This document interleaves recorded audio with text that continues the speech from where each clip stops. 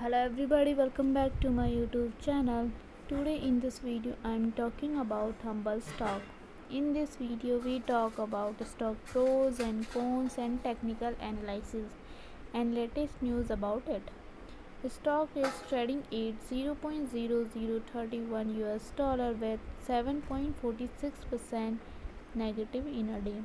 We can easily see stock was volatile for a day.